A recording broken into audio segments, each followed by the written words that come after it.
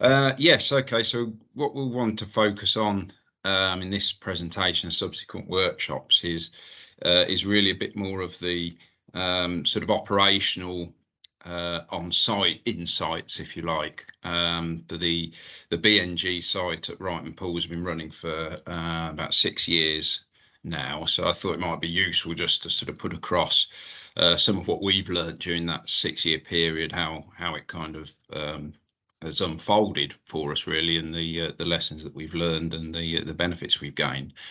So that's really the subject of the next few minutes. Okay, if I could have the next slide, please. I ran through this very briefly earlier, so I won't dwell on this too much, but this is basically a potted history of the park itself. So it was pre-1960s, it was all kind of pasture land and grazing, went through a period as a sand and gravel quarry, as much of the land in the sort of central Warwickshire did. And subsequent to that, during the sort of 1970s, it was a landfill site for a lot of the local conurbations. It was landscaped after that and decided sort of during the late 80s that it would become a country park when that landscaping work was finished. In 1996, it opened as such. Yeah, then we've sort of had nearly 20 years of being a country park. There's a kind of a nice circularity to it in a way, because the BNG project is a grassland and pasture land project, and that's sort of taking us all the way back to the beginning in a sense. So, which kind of has a nice neatness to it. But yeah, if we could go to the next slide, please. Okay, so this is just a little bit about the site itself, where it sits.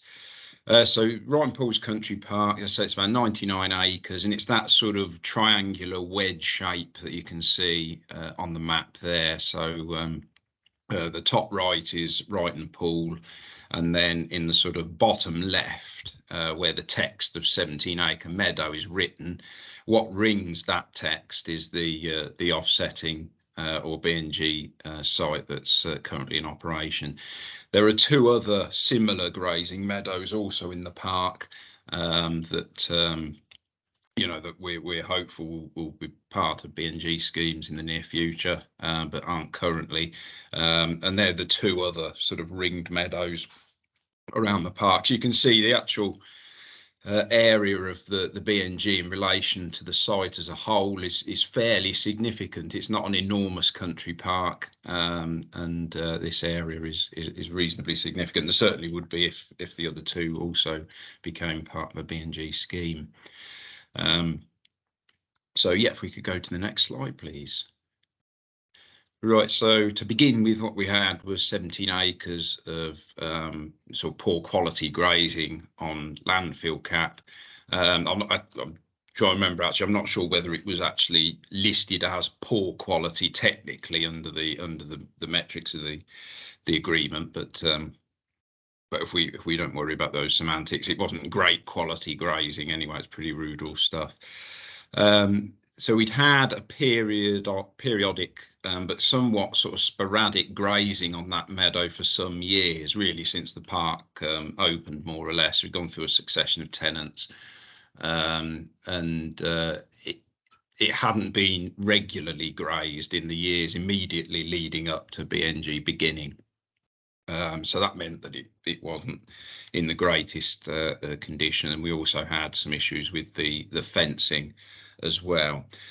But it is, as I say, it's within the country park itself, but it's discrete from where the public can actually access it. So they can sort of walk around it on some of the public paths, but can't get into the meadow itself. So it's sort of within a public access site, but not with direct public access to it proper. Okay, if we could have the next slide, please. This is a very quick one, just to give a very sort of brief overview of the overall kind of plan for how we were going to manage it during the 30-year duration of the scheme.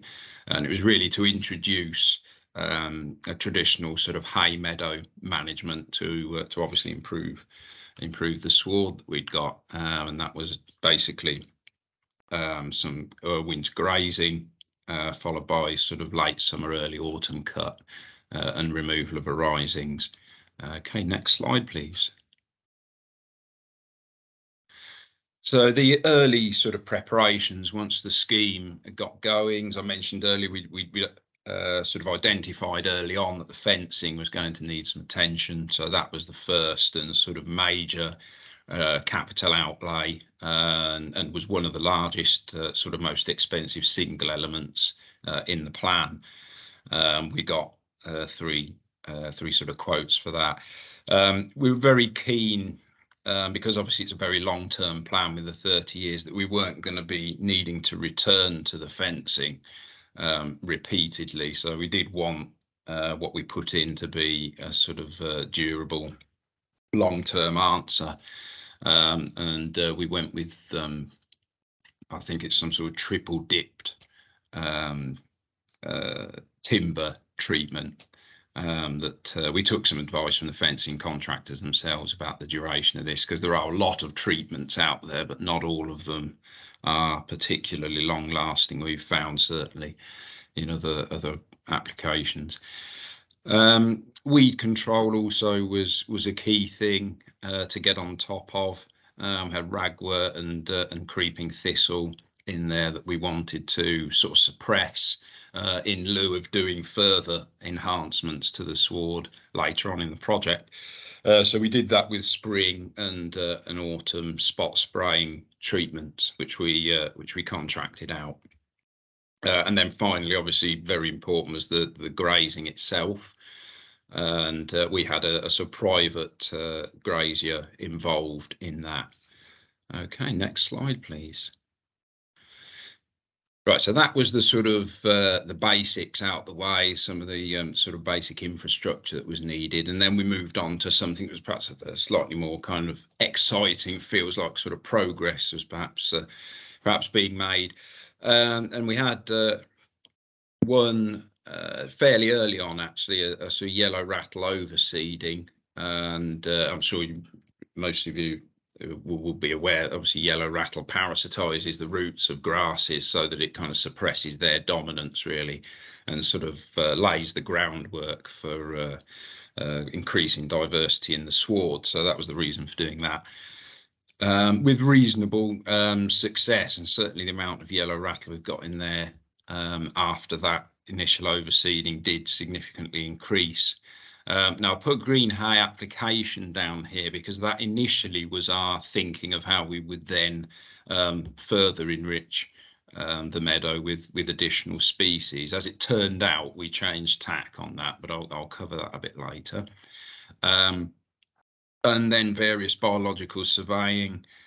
This is kind of out with the BNG mandatory requirements to do that, if you like. It's more sort of local team emphasis on sort of biological surveying in the park more broadly, but it did give us pause to sort of focus on this area in particular, and a couple of additional butterfly and bee transects were added, or roots were added, to include the offsetting meadow, just really to help see and track changes in the sward in terms of the fauna that might be using it.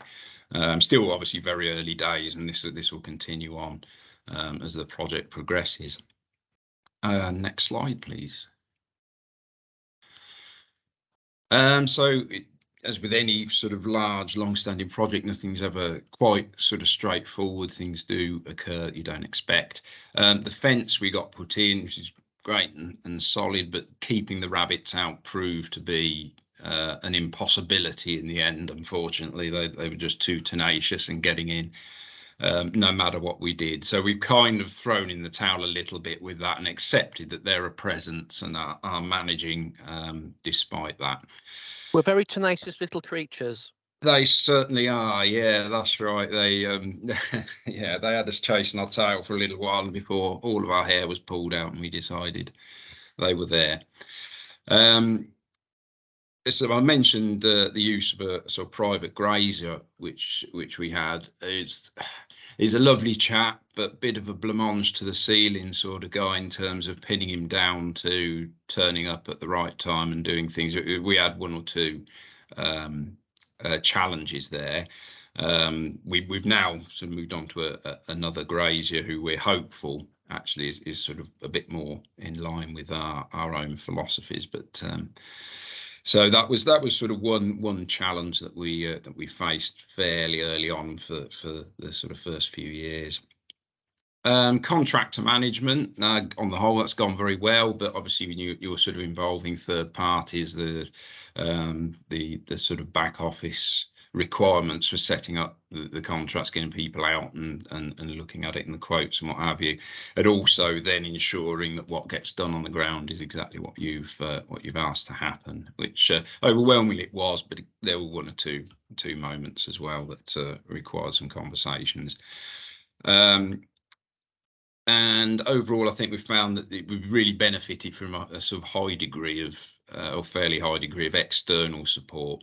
And when I say external, what I'm referring to there really is as much the sort of private grazier, the contractors coming in out with our immediate team. So that was certainly something we found, was necessary, and it would have been very hard to sort of deliver the prescriptions without that external stuff. And this was not an issue that we fully appreciated would be such a problem, but yeah, getting the actual arisings removed with the ragwort still present in it to a certain degree was really quite difficult. Getting someone willing to sort of, when able to take that away for us. We have managed to do that now, but that that was rather challenging. So yeah, if we could move on to the next slide, please. And we'll click again, please, if you could. I realise I duplicated a slide or partially duplicated one there. Thank you. So what we found that was very helpful is actually that the management plan itself was sort of very well put together, and the sort of funds allocated to the various elements of it actually did bear out pretty well in reality. So that was obviously hugely helpful. Commitment of site staff to the success of myself and my team, was very much engaged with the process, and I think that's kind of a necessary requirement. And really good support, I would say, from David and his team, not just for the sort of technical stuff of setting up and compiling the management plan. So I suppose we're, in many respects, listening to some of the discussions from this morning. We've been in a rather privileged position, really, to work in the authority where there is that sort of quite large ecological team and expertise that we had, direct and easy access to, and it's something we have leaned into on numerous occasions, and been very grateful for that support and advice. And I think, one of the other sort of benefits from this has been some quite sort of positive PR. As we've worked through all these prescriptions on the meadow itself, we've made a fair bit of it on social media, what we're doing, and other publicity, and also within the local authority itself. It's been sort of quite well received. So there is that potential. It'll vary, I expect, from authority to authority in exact local circumstances, but we've certainly found that people on social media respond well to messages regarding this sort of work, and so that's been quite beneficial for us. And yeah, the yellow rattle has sort of established very well. We've had actually a couple of overseeding episodes, if you like, and it's really started beginning to take a strong hold now, to the extent that we have sort of harvested on a small scale, basically just sucking the seeds up when they're mature, and used some of it elsewhere on site. And that is something that we're kind of considering going forward, whether it's going to be a possible additional, become a revenue stream, or at least a local advantage to actually have a supply of our own yellow rattle seed for other applications elsewhere, if it continues to improve in that way. And okay, if we can move on to the next slide, please.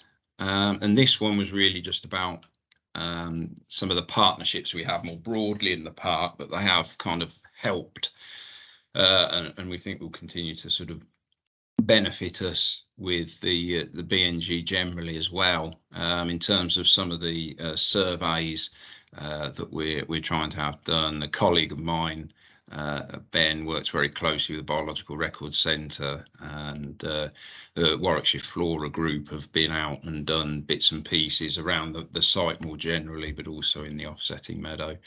And butterfly conservation also work adjacent to the meadow and in various ways. So there's sort of threads you can weave together more broadly to sort of add to these benefits. So yeah, if we could click on to the next slide. So these are just some of the questions really that we're going to sort of pose for people to think about. Because one of the things that we've learned, and that's been referenced a lot in the presentation I've just given, is that we've had sort of external influences, if you like, in order to aid delivery, and you know, those are important considerations. So what we're inviting people to think about is what external support you think you might need to operate your project, if you've got one currently in mind for sites that you're responsible for, in terms of contractors, colleagues, elsewhere in your organisation as well. Yeah, and in fact, actually on that, we've had quite a lot of discussions with the sort of legal team in terms of setting up the lease agreements for local graziers and things of that nature as well. So it's worth reaching out to sort of colleagues in other departments we've certainly found to support with some of these things, but on occasion those interventions and that help might come at a cost as well. So yeah, moving on to what direct input you think will be needed from your immediate team, as in yourselves, but also perhaps volunteers. And are there any sort of ancillary benefits you think you might be able to derive from involvement with this project on your site? And this could be in the nature of sort of social media publicity, political support or profile within your organisation. That brings me to the end. Thank you very much. You are going to be talking to us about identifying habitats to maximise BNG with South Derbyshire's councils, parks and green spaces. I'm looking forward to this one. Better be good, otherwise I'll be on to Chris Worman. Pressure. Okay, good afternoon, everybody. So today I'm presenting a case study on a biodiversity net gain project currently being implemented with South Derbyshire District Council's Parks and Greenspaces. So I'm managing the project as the council's biodiversity officer. But next slide, please. So the case study that I'll be looking at is from a road bypass scheme in Swadlincote. The scheme was managed and funded by Derbyshire County Council. The overall net loss of the scheme was 23.64 habitat units to 66% net loss, so it's quite large. The main habitats lost as part of the bypass scheme was semi-improved grassland and small areas of broadleaf woodland. The county approached South Derbyshire Council, whose biodiversity working group identified several potential offsetting sites. So the council commissioned an external consultant to survey the sites and deliver a biodiversity net gain strategy using the natural engine metric to attain a no net loss of biodiversity, because this was required by a planning condition on the bypass scheme. Next slide, please. So for this case study, I'll be providing an overview on how the natural engine metric and habitat condition assessments informed decision making, and examples of the practicalities which can influence parks and gardens for biodiversity net gain. Change the slide, please. If you click again, please. So a possible grassland enhancement site was a public open space within the Edgecote housing estate in Swadlincote. The grassland, as you'd expect, is short mown and is very floristry poor. There's a high public footfall through the site and it's very much overlooked by houses and roads and gardens all the way around. So you can change the slide again, please. And again, that's it. Okay, so looking at the metric, so for the baseline or the existing metric calculations, the habitat is modified grassland, which is a low distinctiveness or quality habitat type. The condition of the habitat is poor, principally because the sward is floristically poor. The enhancement proposals will be to overseed the grassland with a neutral wildflower mix and manage as a tall sward hay crop.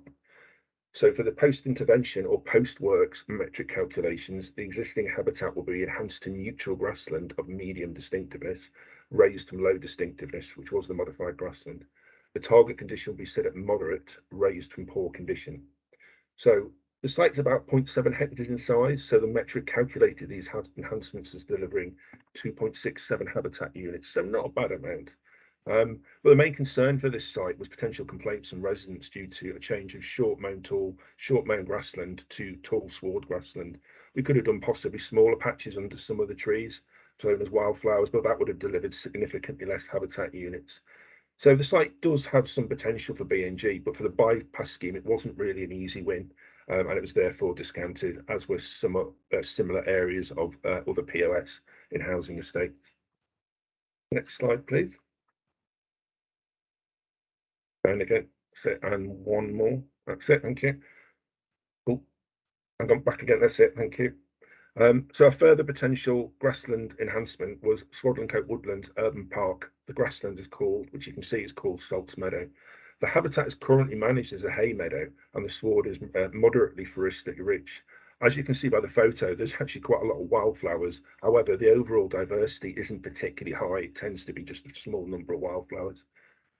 And change slide again and again. Oh, wasn't expecting it to do that. It's okay. Right, okay. So for the baseline metric habitat calculations, the meadow is standard neutral grassland of medium distinctiveness and in moderate condition, principally because of some floristic diversity and the habitat being an established hay meadow. The enhancement proposals will be to oversee the meadow with a bespoke wildflower neutral mix and maintain the current hay crop management.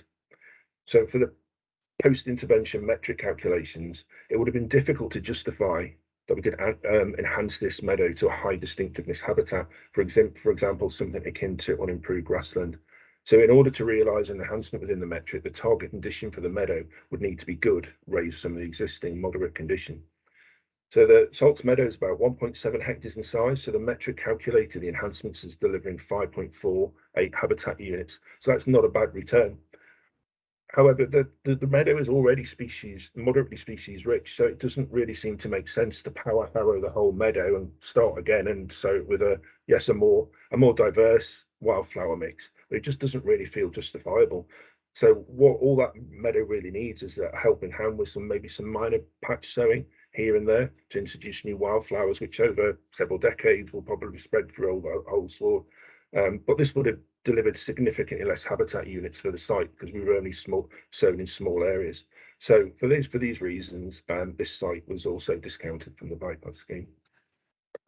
But next slide, please.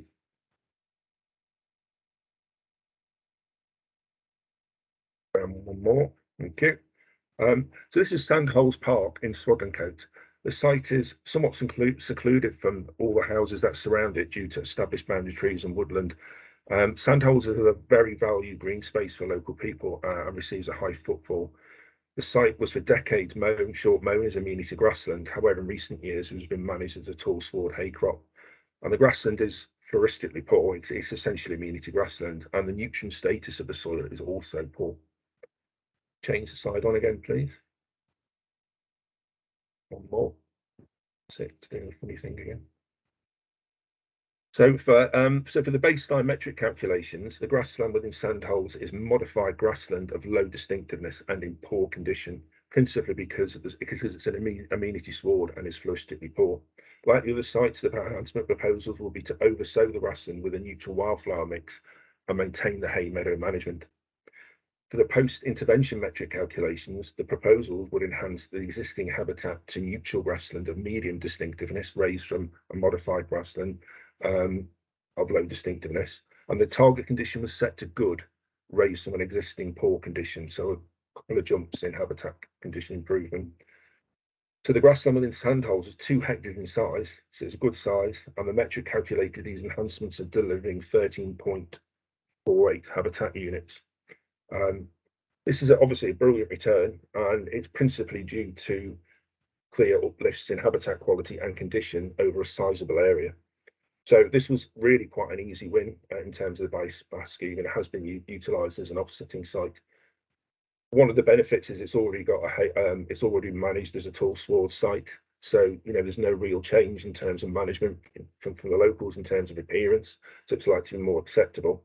The target condition of the grassland is good, and that is a bit of a challenge because essentially you're going to have to throw a quadrat down anywhere and get 9 wildflower or grass species within that quadrat. So that is a challenge to try and get that, but we've got 15 years to do it in terms of how the metric works, and also the nutrient status of the soil is really poor, so that really should help us along. Next slide, please. That's it, thank you. So there's also a small amount of broadleaf woodland to offset as part of the bypass scheme. So what we're looking at is a small stand of immature plantation birch woodland forming part of the largest Swadland Coat Woodlands urban park. The woodland is dominated by birch with a lack of woodland structures and minimal deadwood. The ground layer is also floristically poor. Change the slide, please.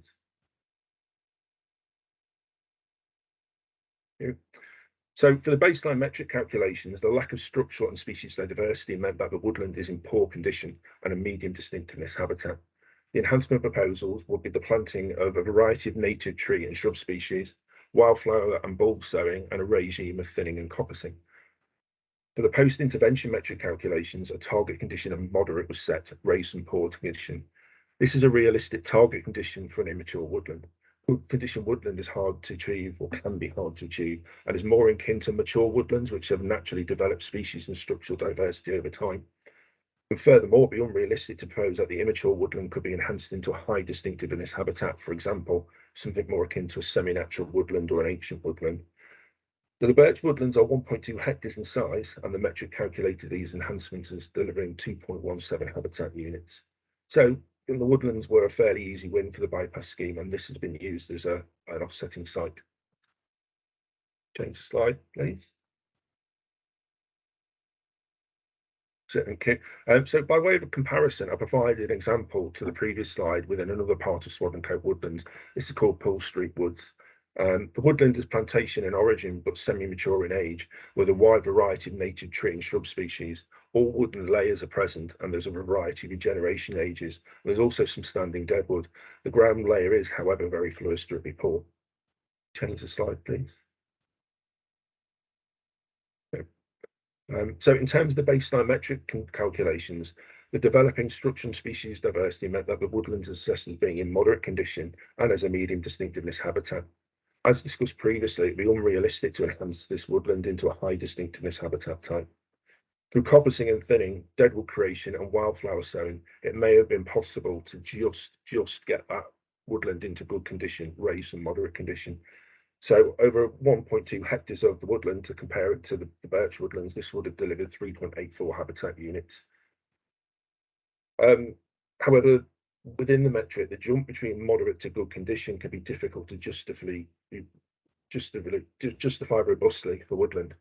For example, presence of veteran trees and ancient woodland flora score top points, but are difficult to confidently create within a semi-mature plantation woodland, which is approximately 40 years old. So generally not as much of an easy win compared to enhancing a woodland that's in poor condition to moderate condition. Can we read the slide, please? So as a summary, 4.5 hectares of council green space across 3 separate sites was utilised to offset habitat losses from the bypass scheme.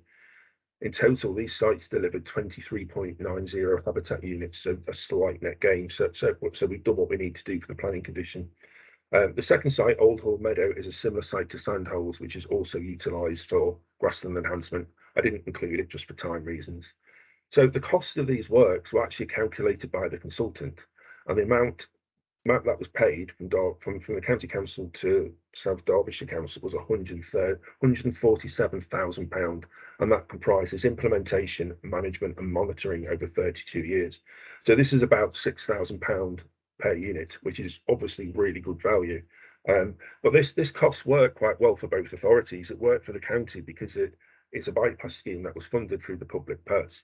And for the district, the biodiversity improvements were kept within South Derbyshire, and the fees were really acceptable because most of the works have or are to be undertaken in-house.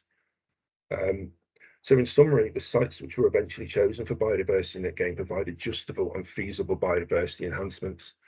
These are important factors to consider if principally because any biodiversity net gain strategy or plan will be scrutinised at the planning stage.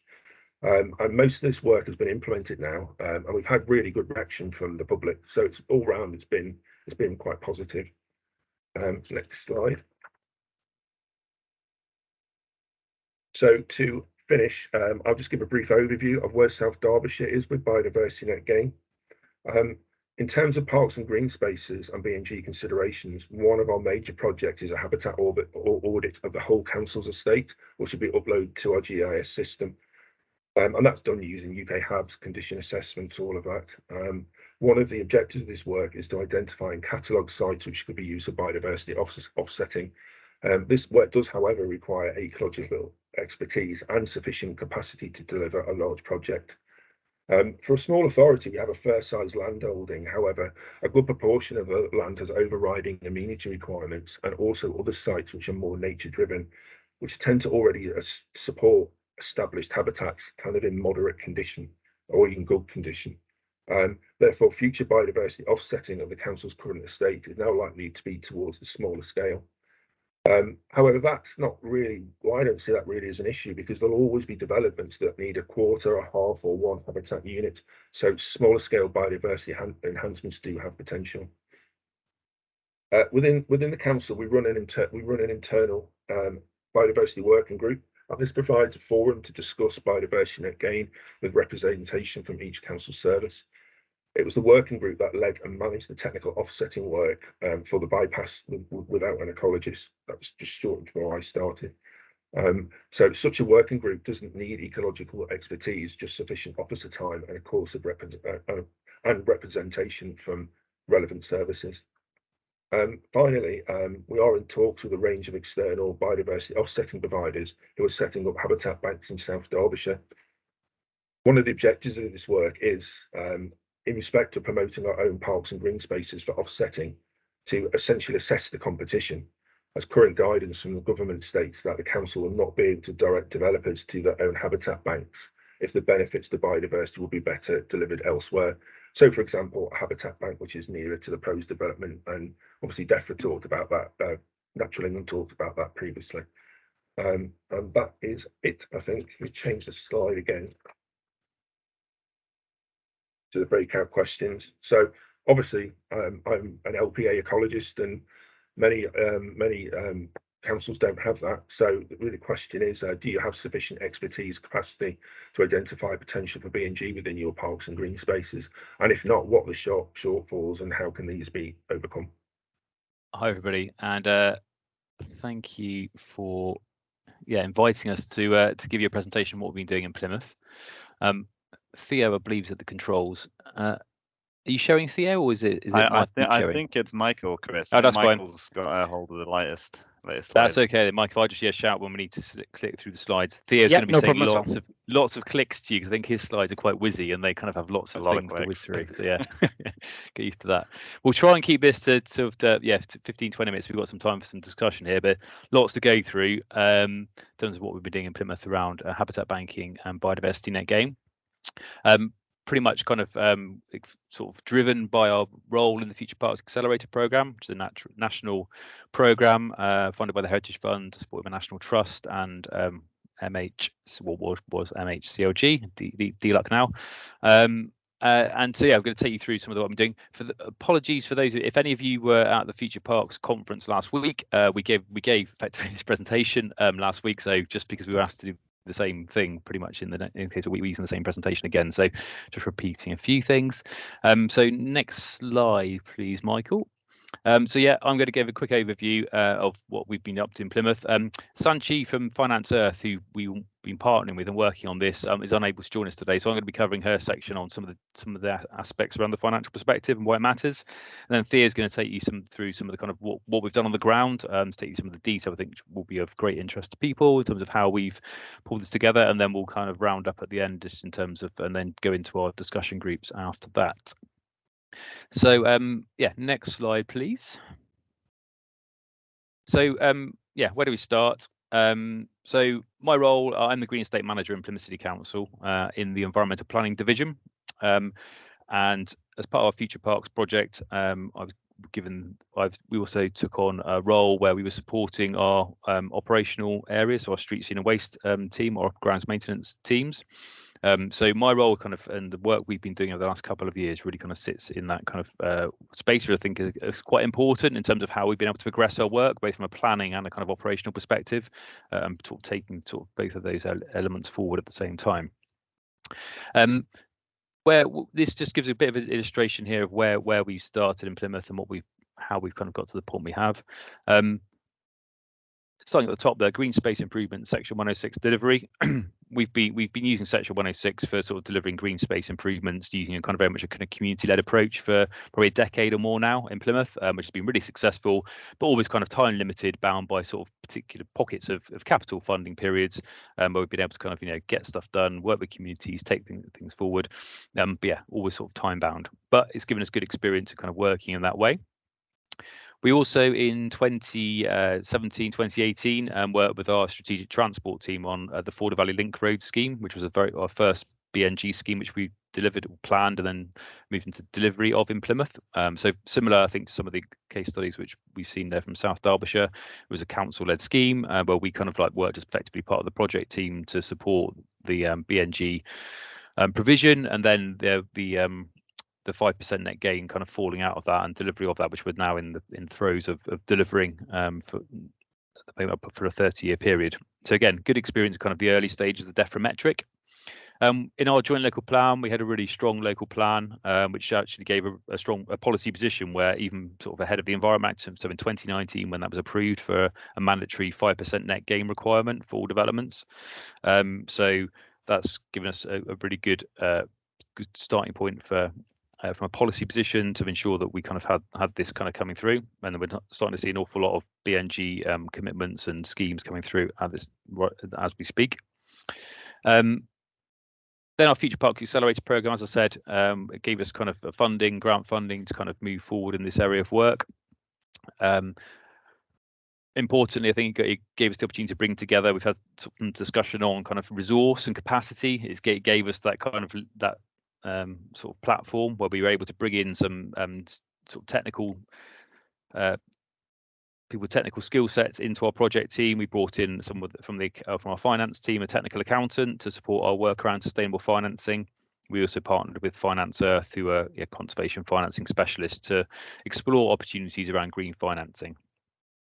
And then from there, that took us into the first piece of work which was an opportunities assessment report, which is effective across all strands of green finance, so not just biodiversity, net gain and habitat banking, but also looking at elements such as carbon capture, flood risk alleviation, so SUDs, and other areas of potential investment opportunity, which brought us to a point of kind of realizing there are a whole broad spectrum of opportunities available to us, and which we kind of badged underneath what we've called our Ocean City Fund concept at this stage. It's something which we're now kind of working with, but very much importantly pushing ahead with our habitat banking strand of that. This is our kind of first live fund. Next slide, please, Michael. So in terms of habitat banking, just as an overview, where have we got to now so far? So as I said, we did a broad opportunities assessment, which identified that habitat banking was a kind of front runner, our priority one we wanted to look at. So from there, we've done a supply and demand assessment of of BNG across the city. That's quite a high level, but that picks up both also not only our supply of biodiversity units from a select number of our green space sites, which Theo will talk about in more detail how we did that, the methodology in later on, but also from a demand point of view, which is quite important, looking at kind of the pipeline for developments based on our joint local plan. And then kind of starting to look at how that matches up, just to give us a really good kind of high level indication of what that supply and demand is going to look like for biodiversity units over the next 5 years. We then looked at our supply sites and we carried out UK HAB surveys and metric calculations on just over 30 of those sites, kind of linked to our biodiversity network. To give us, kind of a more detailed idea of what we've got available on our sites, and then we took we chose some pilot sites from that, which then gave us the push to kind of cost and model what we need to do on those sites to realise biodiversity net gain on those sites. We've also done some work around kind of gold standard principles, bringing together kind of a broad sort of group of stakeholders. So not only thinking about from an ecological point of view, what is biodiversity net gain going to deliver, but also from a social point of view, what are the benefits that are going to be realised from biodiversity net gain, and delivering it to a really high standard is about benefits for communities, access to nature connectedness, all those really positive benefits we know can derive from being in nature-rich spaces.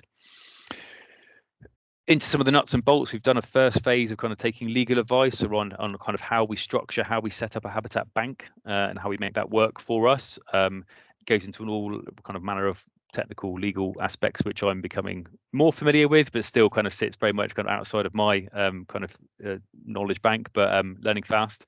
It has been quite technical. And I think we've had to engage lots of internal stakeholder discussions, educations, both ways. I need to learn an awful lot from a finance and legal perspective, particularly, as well as others within the local authority, understanding a bit more about habitat banking, about net gain, bringing people up to speed around what this is all about, really, and kind of really starting from the kind of basics with lots of our colleagues. And we're right at a stage now of just our business case. It's just going through the last stages of sign off, and it's being presented to our cabinet in December for sign off in terms of our habitat banking business case. This has been very much premised around an options analysis. So there are lots of ways we can deliver net gain. We can deliver it kind of like wholly ourselves, or we can look at third-party providers, and we can set up special purpose vehicles to do so. There's lots of different options available, and we've had to sort of take those apart and kind of present those in a way which shows that what we feel is the best approach, which is to set up a kind of habitat bank at arm's length from the council, is the best approach to realise the opportunities arising from biodiversity net gain. Next slide, please, Michael. So yeah, just as a summary, really, at this stage in terms of making the business case, what we've learned so far, that options analysis is really, really important, really key, particularly when we're working with people in finance and legal within the local authority who kind of like are questioning why we need to do this in a certain way. We really need to understand that quite well to be able to argue the case for that and present those options clearly. Understanding the context, therefore, from your own local authority's point of view, in Plymouth, we've got, I think, 9 or 10 sort of already got 9 or 10 kind of arm's length companies to the council, delivering different aspects of kind of, you know, school meal provision or crematorium services, etc. You kind of really need to kind of get into under the skin of some of those things and work with colleagues to understand, if you're going to set something up, you know, how that fits in that existing family of companies. Therefore, it is very important to be incorporating other people into the discussion. We've had to spend an awful lot of time, as I said, working with people in the finance and legal teams. But I think importantly, everything I've really learned is that just don't stop asking questions and building understanding, whether that's working kind of in areas very unfamiliar with, finance and legal being good examples, or kind of sort of building understanding of biodiversity net gain, how that operates, how that functions, and how that kind of builds a business model. Next slide, please. Okay, so this is the sort of investment model we've got proposed at this stage. This is just sort of a summary, just to kind of give an indication of how this is the model which we think works best for us. So you'll see there you've got 4 stages effectively. The habitat bank, they're sitting in the middle, so it's an arm's length SPV established by Plymouth City Council. As I said, this is kind of not approved yet, but it's what the recommended option is at this stage. So the important thing about this is what that allows us to do most effectively against all the other options is to raise investment from the private sector to create revenues which we can use to restore habitat in advance of development impact. So we take that money up front. So those kind of philanthropic investors, people are looking for return on their money, but not we're not looking at 20% return. We're looking at lower returns from a financial point of view, but obviously from a social environmental perspective, strong social environmental returns in addition to any financial return. So that is the first stage. From that investment, we do the work to create biodiversity units on our chosen sites, which generates biodiversity units, which then are available for sale to developers, to the market, to ensure that any developers are compliant with their planning requirements in terms of any off-site provision that they need. And that money comes back into the Habitat Bank, creating a revenue stream for the Habitat Bank, but also is then used partly to repay the investment over time to those investors, but also feeds through into in time an endowment fund which provides funding for the maintenance of those sites in perpetuity. So there's lots of benefits there, that model, which we've got sort of marked out there. Importantly, I think is that we kind of retain that control and ability to kind of influence and make sure that that's being delivered effectively, along with our kind of wider ambitions around local nature recovery strategy, and kind of making sure that what is being done is to the standard that we really would expect, those gold standards that I talked about earlier. Next slide, please. So just say this is where normally the slides that Sanchi would have presented.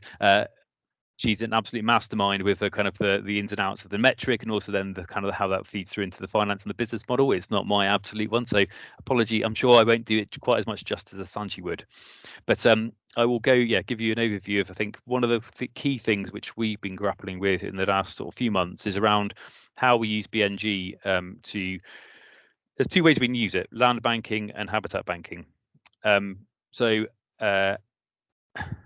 Habitat banking is creating the habitat, the biodiversity units up front, whereas land banking is when we sell effectively sites having not achieved the biodiversity unit creation on those sites, but we're using the money to do that over time. Now that depending on which approach we take, land banking or habitat banking, that leads to different outcomes using the DEFRA metric from both a supply point of view and a demand point of view. Now, this is shown, I think, the key bit here, and from a technical point of view, the important parts are the temporal reducer and the difficulty reducer parts of the equation in the DEFRA metric. So when we take investment and we apply that to a site to create biodiversity improvements and therefore biodiversity units, obviously if we do that in advance, we change the factor, the temporal reducer and the difficulty reducer, because we're actually already achieving those things. So what we can achieve is a greater value from a biodiversity unit point of view on any site. So with more time, we can gain greater value on those sites. With the land banking approach, we have to use those temporal reducer and difficulty reducer elements of the metric, which then reduces the biodiversity units that are generated there. And what that is, and you can see in the graph there, if we take the same site or set of sites and apply the land banking or the habitat banking approach, you can see how the return there from a financial point of view kind of varies quite significantly, particularly in the first 10 years. The land banking allows you to realise kind of some of the benefits up front more quickly, but over time the habitat banking approach kind of generates more financial return over time, and over time it will generate more, and that's kind of quite a key factor in terms of how we're setting out our habitat banking business model at this stage, and how we utilize both elements of that to deliver particularly deliver against the demand that we're seeing coming forward from developers and development sites in the local area. So it's quite a nuanced area there, but it's quite an important element to look at. Next slide, please. So some of the key elements here. We're comparing land banking and habitat banking, the approach to take on that. There's different benefits depending on which approach. You generate a high number of units from the habitat banking compared to land banking, and for viability, you can get a lower price, which improves the viability for taking that approach. There are different risks for each approach in terms of future markets and investment requirements. And yeah, again, from a policy point of view, there's different policy uncertainty. I think for land banking, we're more secure in that area. Habitat banking, obviously, with kind of policy still to come through from the secondary legislation, etc. There's a few more elements which we need to be clear on, but so there's a bit of slightly higher risk there. Overall, though, what we're saying at this stage is that we need to use an aggregated model. We need to use both land banking and habitat banking unit sales from several sites to sort of to ensure that we get enough money up front to be able to make our habitat bank work, and also, but habitat banking at the sort of deeper we go into that 30-year period to ensure that we've got revenues kind of coming through for the full period of the delivery. So that's some of the sort of business kind of financial elements here. I'm going to hand over to Theo, who's going to take you through some of the elements how we delivered and built up this sort of information base over a number of sites across the city. Over to you, Theo.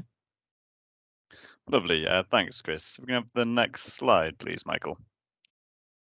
And then when you're on that next slide, can you click forward 7 times, please? Got a bit of a, let's cycle through, would be great. So kind of touching on what Chris has been saying, and then what we've heard from Stephen and Craig, this is kind of our approach of how we have gone after biodiversity net gain and then the habitat banking vehicle itself.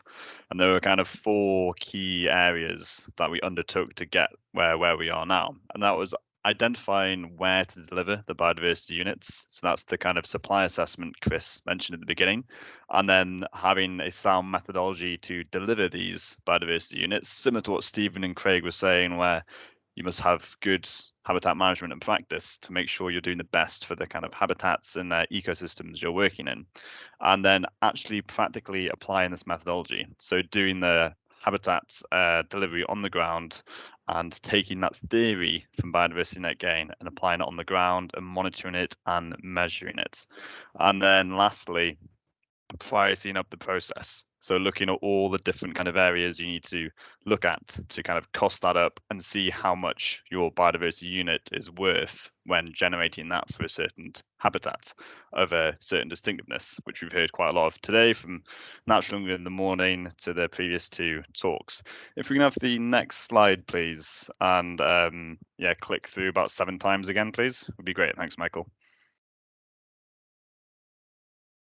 Because this will go into our kind of next side of it, which is the supply assessments, which is where we kind of looked at several kind of areas to kind of evaluate what you need to do when looking at supply and looking at what you kind of have to do to see what the different approaches will be. And so this is very much using kind of Launton's approach, where we have a look at area, so having a look at the size of the habitats and then what type of habitats we have on sites, their kind of connectivity, and then who owns those, and then how is that land currently being used, and whether or not that allocated or earmarked for development. And these were kind of critical stages that we had to go through to get the supply assessment through. And so that kind of first map we kind of saw there, that was the kind of high level DBRC data set. So from our biodiversity record center, and we already had it all digitized, which made it much easier for us to kind of use these kind of elements and apply them to find out what we're actually looking for and where we can deliver these biodiversity units. And then to actually identify how much these these were core green spaces were worth from a biodiversity unit point of view and what we could deliver. We had them surveyed by ecological consultants, and as you heard this morning, this is where they used the UK HAB survey and then also performed a condition assessment survey. And this is where they looked at certain criteria to evaluate the condition. And so that's where you saw Stephen talking about how they can be in poor condition, fairly poor, moderate, fairly good, or good. And then informs you how you can enhance them or do habitat creation in certain areas. And so that's the kind of supply assessment. And so we had an interesting conversation in one of the breakout rooms where it's having all that data in one place that you can actually use it and then kind of go forward with delivering biodiversity net gain when you have a development coming through, or putting it into what Chris was discussing earlier, our habitat banking vehicle. But then we also need to know what the demand scale is for this site. So Michael, if you click next again there, please. That should show us our allocation adoption sites there in purple. And this is, if you go back one, please, Michael. Yeah, so this is where these are sites which are earmarked for development. And again, this is an interesting point raised by Philip in one of the breakout rooms, was whether or not they can be allocated for something. So none of these sites are allocated for anything. There's no Section 106 attached. There's no planning applications put in for them. So they're earmarked for development, but nothing's gone ahead for them. So this means that when we see biodiversity unit loss from development on these sites, when they're eventually developed, those biodiversity will be lost, but then can be delivered elsewhere in the city, which could feed into our supply sites, making our core sites much better habitats through enhancing them. And and so that was kind of how we identified our demand sites there, looking at what we had allocated in our JLP. And then, yeah, if you go next there, Michael, you'll see that kind of those are all of them, and then it narrowed them down to what would actually be feasible when attaching those criteria. And so this is a desk-based study assessment, which kind of looked at the suitability and generated these sites for us. And so we looked at, there were 28 demand sites we generated there from hundreds that we kind of finessed down to. And then what we also went further into were the pilot sites. And this is what we discussed with Finance Earth and where we went through the costing up process. So if you hit next a couple more times there, Michael, please. You should see here, here are our 3 pilot sites, which were we had here Canwoods, Cheltenham Meadow, and Hamwoods, and these were areas where we could we costed up completely and looked at how we would enhance these sites and generate biodiversity units, which can be used for the habitat banking vehicle. And we'll go into that a bit further. So if you hit next again there, please, Michael. You can have a look at, if you can hit next 2 more times. This is kind of an example of one of the pilot sites. This is Canwoods, and this is what you have here is you have like the habitat condition baseline. So this is the data surveyed by the consultants, and you can see here in yellow, this is all the habitat types in moderate condition, and then in pink in poor condition, and then in grey, that's like hard standing ground. So the point of this is you can kind of look at this sites and you can see what condition they're on, you know what the baseline value is, and you can kind of decide how you would deliver biodiversity units, looking at what would be feasible. And so that's really critical. Because what we discussed with Stephen and Craig earlier is making sure that you can actually do the enhancement and that you'd actually be benefiting the site. So you're not just doing a numbers game, you're doing what's best and what's right through good habitat management. So if you hit next again there, please, Michael, you'll see this is kind of this is something you would show. You could show this to a client to be like, this is how we would approach this site to kind of deliver the biodiversity units, and it gives them a nice visual of what could realistically be achieved. So we've got some sites for neutral grassland on here, which are moderate condition, and you could look at enhancing them by doing some of the methods we discussed in the previous workshops. And so this is kind of our approach for that kind of site audit, and then how you could go that next step and doing that delivery. And you hit next again there, please, Michael. It really all goes down 2 more times. You'll see kind of it's all about good habitat management. So it's doing what's best for the city. So filtering into the local nature recovery network. How does that play in? If you hit next one more time, Michael, you should see kind of this is where we are in kind of Canwoods. This is us doing some selective thinning. So it's very standard aged, all uniform, opening up, doing glade creation, and kind of having the resources to do that through biodiversity again is amazing, because some of these sites haven't been touched in so long, and it makes such a kind of dramatic difference there. If we go next, about 6 times, that'd be great, because what is really important here is kind of how do you price up a biodiversity unit. So you have to kind of evaluate everything that goes into what work is required. So here's a kind of a image of a site where we were deer fencing, where we put in some whips, and everything has to be taken into account for you then to say, oh, this one biodiversity unit is worth X, because you have DEFRA who've got the high level estimations of what they are, but it's really kind of helps a lot when you go the extra mile and put in everything that it would be. So we'll be looking at operative time, so kind of labor to do the work, what machinery will be required. So maybe if we're doing woodland thinning, so we're going to need chainsaws, fuel costs, we're going to need all of that, and the kind of equipment, everything that's going to be required there. So it's taking all that into account and pricing it up, what materials you need, and then also monitoring. So if you're putting in these management prescriptions in your 30-year management plan, is then actually monitoring whether or not what you're doing is successful in actually delivering those biodiversity units and successfully delivering biodiversity net gain. So this is that's a bit of a whistle-stop tour of what our approach has been from that kind of high-level spatial assessment, looking at supply and demand, and then kind of looking at some of the case studies where we've gone into the detail of how much it will cost over 30-year periods, which informs us the value of biodiversity units, which varies from different habitat types. Because the biodiversity unit for lowland mixed deciduous woodland is going to vary greatly from, say, modified grassland.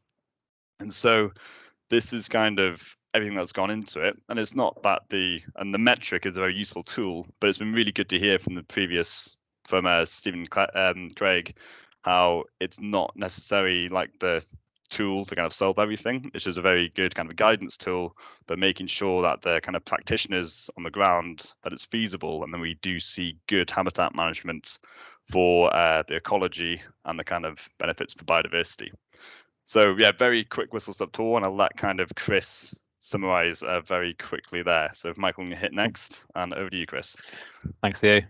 Cool. Yeah, aware of time running away, and probably a bit of discussion after this one. So just in summary, just to finish off, I mean, we're really confident that the benefits the BNG market's going to provide, and the investment that will bring, particularly around that kind of gold standard approach, like I said. So, you know, as what Theo's talking about, the costing of the operational elements there, we've costed this really thoroughly. I think someone put just in the chat there around kind of contingency. Yes, we've got all that wrapped in there. We've got in there kind of around how we kind of do this in urban space as well. So how do we achieve both kind of high quality habitat provision, but also kind of good quality access for the public, which doesn't then impact on the quality of the habitats. I think here about fencing and kind of paths to ensure that we've got good quality infrastructure all round to enable us to kind of achieve both habitat and kind of social value.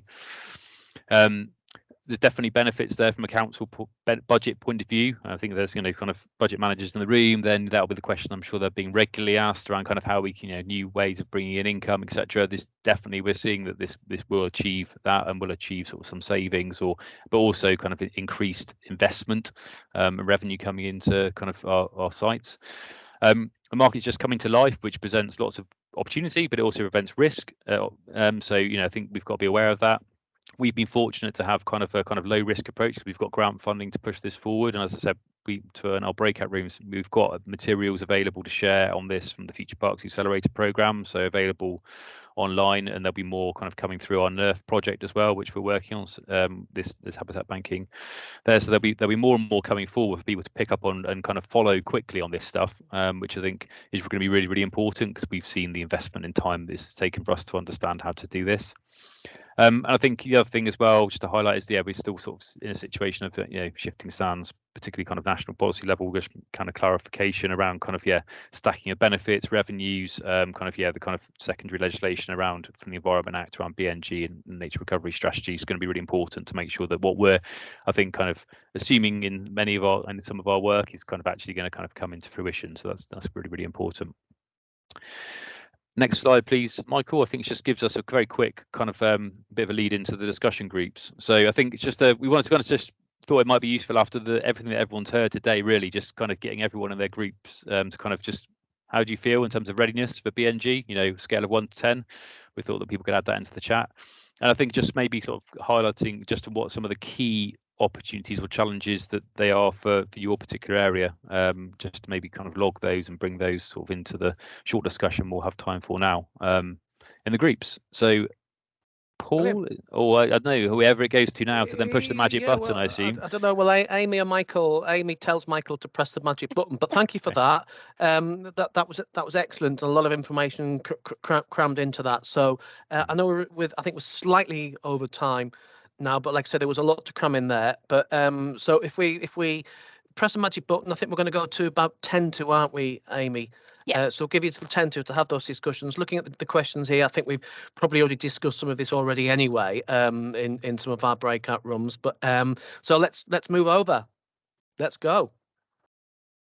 I will sum up. So first of all, thank you very much to all those who have attended, and especially all those who have contributed. I think it's been excellent. Some really good presentations. I think the theory behind it has been well presented.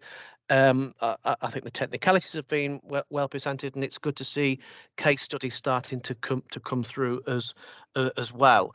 Thank you to APSE, Midlands Parks Forum, and colleagues from Natural England for pulling it all together. Amy, thank you very much and Michael, for your technical expertise.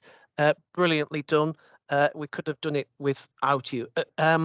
To sum up very, very quickly, because I know some people have got to shoot off at 4 o'clock. I don't know why I've got 7 bullet points. Well, I've got 7. Number 1, there's a lot to this, right? I mean, many of us, and I speak for myself, we're simple parkies at the end of the day. We struggle with change. We have to change. And we're evolving beasts, and we've got to continue to evolve to survive. And having this kind of this that's come through, and it's going to become mandatory. There is a lot to it, and I think over time we'll gradually get used to it. But there's been a lot to take in today, so I look forward to getting the notes that we can kind of circulate and responses to many of those questions. Second bullet point. This is a real opportunity, actually, for us, for Parks and Greenspace Managers. Like I say, we do get opportunities come through, rather than not just challenges, but we do opportunities. I think this is a real opportunity for us to certainly enhance our many open spaces that we've got. We know there are challenges, but it's an opportunity. I don't think we need to forget that.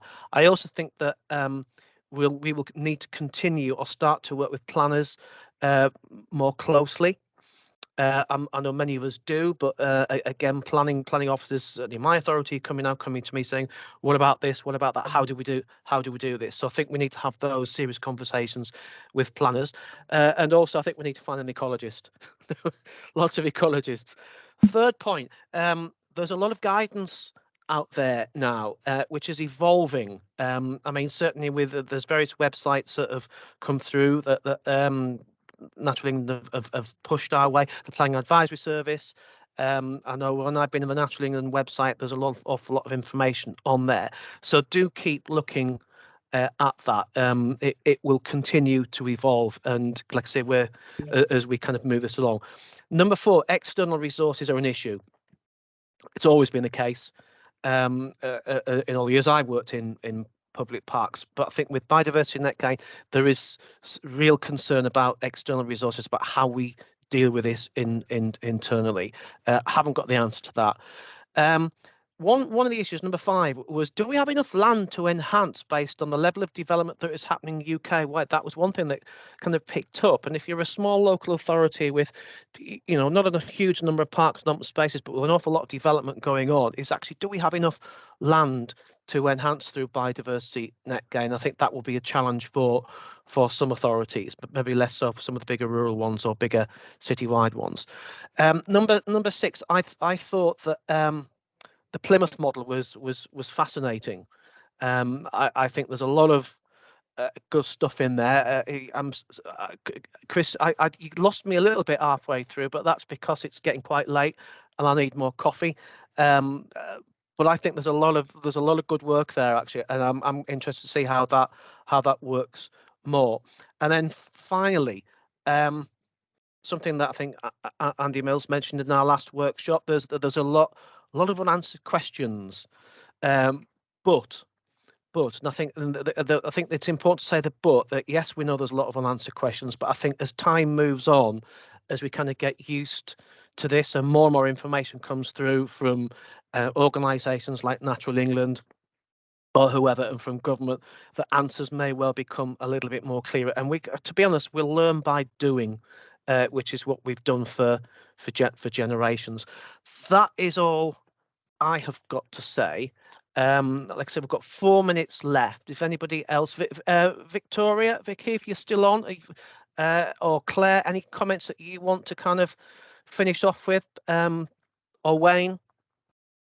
Yeah, I mean, a few reflections from me. I think, you know, what's been really helpful is to see that there's a real mix of experiences at the moment, and that it's really helpful to learn from each other. And possibly we need some kind of forum for ongoing sharing and sort of you know, working together, sharing ideas. It's a very new area, so as we progress through this agenda, I think we will, you know, each learn from our different experiences. So you know, lots of potential. But it is a new area, so you know, perhaps those sort of forums for sharing and something that allows us to sort of continue that exchange would be helpful. Brilliant, thank you, Claire. Victoria? Just to say, Paul, thank you so much for chairing the call today. You've been absolutely brilliant, and thank you to all of our presenters and facilitators for your time and your effort. Really, really appreciate it. I think we've had some fantastic presentations and some really valuable and interesting discussion, so thanks to everybody for coming. Yeah, brilliant, thank you for hosting it. Excellent. Okay, that leaves me to say thank you all, and enjoy the rest of your day. You can always often catch up on your inboxes, which will have multiplied while you've been on this. Take care all. Thanks, Paul. Thank you. Thanks, everyone. Thanks very much, everybody. Bye bye. Thank you. Cheers. Bye.